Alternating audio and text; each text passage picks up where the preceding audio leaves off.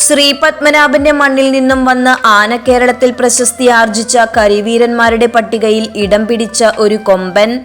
അനന്തപുരിയുടെ ആനക്കഥകളിൽ ഇപ്പോഴും നിറഞ്ഞു നിൽക്കുന്ന പേരിന് ഉടമയായിരുന്നവൻ കാട്ടാക്കട രഘു. ചട്ടമ്പിത്തരത്തിന് പേരുകേട്ട കാട്ടാക്കട ഗോവിന്ദൻ ജീവിച്ചിരുന്ന മണ്ണിൽ നിന്നും വന്നവനായതുകൊണ്ട് തന്നെ ചങ്കൂറ്റവും വാശിയും രഘുവിന്റെ കൂടപ്പിറപ്പായിരുന്നു. തിരുവനന്തപുരം കാട്ടാക്കട സ്വദേശിയായ അയ്യപ്പൻ നായരുടെ ഉടമസ്ഥതയിലുള്ള ആനയായിരുന്നു രഘു. വെറും 9 അടിയിൽ താഴെ മാത്രം ഉയരമുള്ള രഘു അക്കാലങ്ങളിൽ തടിപ്പണിയിലും ഉത്സവ എഴുന്നള്ളിപ്പുകളിലും തന്റെ സാന്നിധ്യം അറിയിച്ചിട്ടുണ്ട്. അല്പസ്വല്പം പിടിവാശിയും കർക്കശ സ്വഭാവവും അവന്റെ കൈമുതലായിരുന്നു. ആനക്കാരൻ കഴിവുള്ളവനാണെങ്കിൽ മാത്രമേ രഘുവിനെ കൊണ്ടു നടക്കാൻ സാധിക്കുമായിരുന്നുള്ളൂ. ഇടയാൻ പ്രത്യേകിച്ച് കാരണങ്ങളൊന്നും വേണ്ടാതിരുന്ന രഘു ഇടഞ്ഞു കഴിഞ്ഞാൽ ആദ്യം തന്റെ ദേഷ്യം പ്രകടിപ്പിക്കുന്നത് പാപ്പാനോടായിരിക്കും.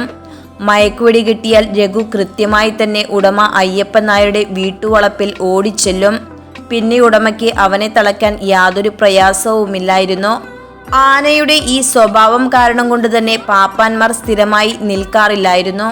2006-2008 കാലഘട്ടത്തിലാണ് രഘു ചെരിയുന്നത്. തിരുവനന്തപുരം വെള്ളറടയിൽ ഒരു എഴുന്നള്ളിപ്പ് കഴിഞ്ഞ് മടങ്ങി വരുന്നതിനിടയിൽ രഘു കുഴഞ്ഞു വീഴുകയായിരുന്നു. തളർന്നു വീണ രഘു അധികം താമസിയാതെ തന്നെ ചെരിയുകയും ചെയ്തു.